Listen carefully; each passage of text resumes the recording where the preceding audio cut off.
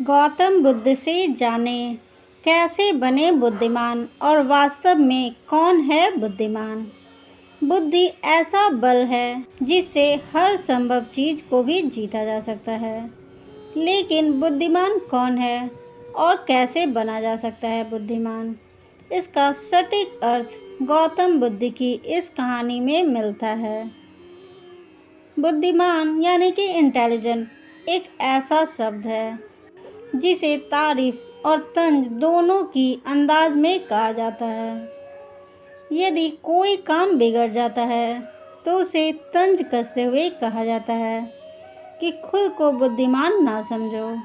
वहीं यदि किसी कार्य को सफलतापूर्वक कर दिया जाता है या किसी मुश्किल परिस्थिति का हल निकाल लिया जाता है तो हम कहते हैं बहुत बुद्धिमान है। लेकिन प्रश्न यह है कि वास्तव में बुद्धिमान कौन है और कैसे बना जा सकता है बुद्धिमान। बौद्ध धर्म के संस्थापक महात्मा गौतम बुद्ध के विचार और कहानियों से व्यक्ति को प्रेरणा मिलती है। गौतम बुद्ध के जीवन से जुड़ी ऐसी एक नहीं बल्कि कई कहानियां हैं जिससे कई समस्याओं का हल मिलता है। इन्हीं में से एक है बुद्धिमान होने की परिभाषा। बुद्धिमान की परिभाषा और इसका सही अर्थ गौतम बुद्ध के जीवन से जुड़ी एक कहानी पर आश्रित है। एक गांव में एक लड़का था जिसका दिमाग बहुत तेज था। उसकी एक खासियत थी कि वह किसी भी चीज़ को बहुत ही आसानी से और कम समय में सीख लेता था, जबकि उसी चीज़ को सीखने और समझने के लिए अन्य लोगों को काफ़ी समय लग जाता था। लड़के की यह ख्याति दूर दूर तक फैल गई। सभी लड़के की तारीफ में कहने लगे कि उसके जितना बुद्धिमान कोई नहीं है। लड़का चित्रकारी, मूर्ति बनाना, गीत गाना जैसे अन्य कई चीज़ों को जानता था। अपनी प्रसिद्धि को बढ़ाने के लिए वह अन्य काम और चीज़ों को भी सीखने लगा।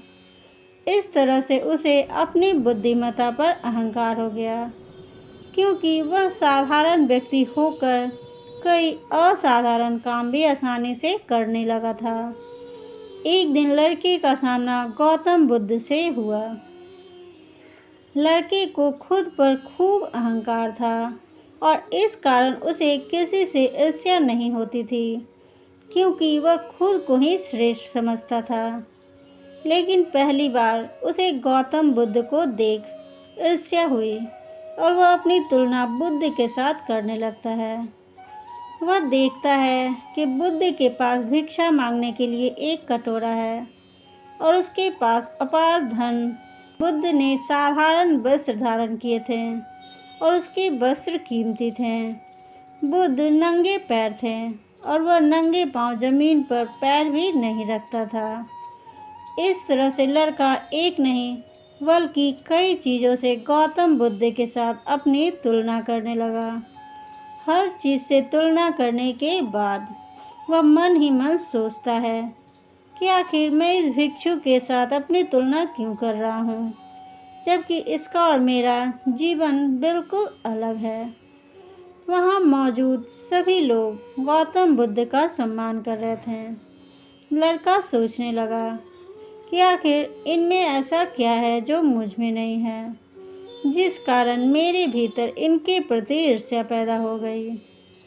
अपने मन में चल रही जिज्ञासा को शांत करने के लिए वह बुद्ध के पास जाता है।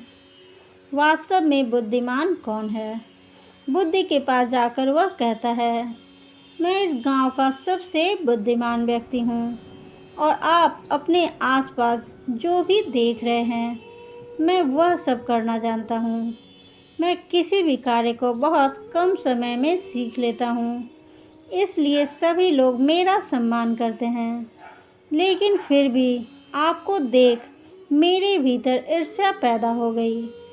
इसलिए मैं जानना चाहता हूँ कि आपकी उपलब्धि क्या है। सभी आपको इतना आदर सम्मान क्यों दे रहे हैं? लड़के के सवाल का जवाब देते हुए बुद्ध कहते हैं, मेरी कोई उपलब्धि नहीं है। लेकिन तुम कह सकते हो कि मेरी यही एक उपलब्धि है। बुद्ध लड़के से पूछते हैं, क्या तुम्हें निंदा अच्छी लगती है? लड़का कहता है कि भला किसे निंदा अच्छी लगती है? बुद्ध कहते हैं, जो तुम्हें अच्छा और बुरा लगता है। मैं इनसे भी ऊपर हूँ। मुझे ना तो निंदा सताती है और ना ही अपनी प्रशंसा से प्रसन्न होता हूँ। यही अंतर है तुम में और मुझ में। बुद्ध कहते हैं, तुमने सैकड़ों काम सीखे, लेकिन सबसे ज़रूरी काम को सीखना भूल गए। लड़का पूछता है, कौन सा काम? बुद्ध कहते हैं कि क्या तुम्हें मन को नियंत्रण करना आता है? यह बात सुनकर लड़का समझ जाता है कि उसे बुद्ध से ईर्ष्या क्यों हुई। बुद्ध कहते हैं, जिसने संपूर्ण जगत जीत लिया लेकिन अपने मन को ही नहीं जीत पाया, उसने कुछ भी नहीं जीता। वहीं जिसने अपने मन को जीता लेकिन अपना सब कुछ गंवा दिया, फिर भी उसने सब कुछ जीत लिया। बुद्ध की यह बात सुन लड़के का अहंकार टूट गया। उसने बुद्ध से कहा कि क्या आप मुझे अपने मन को जीतना सिखा सकते हैं? बुद्ध कहते हैं, ज़रूर, लेकिन इसके लिए मैं तुम्हारी सभी उपलब्धियां छीन लूँगा। लड़का कहता है, मैं तैयार हूँ। इसके बाद से ही लड़का ध्यान लगाने लगता है, क्योंकि ध्यान से ही मन को वश में किया जा सकता है।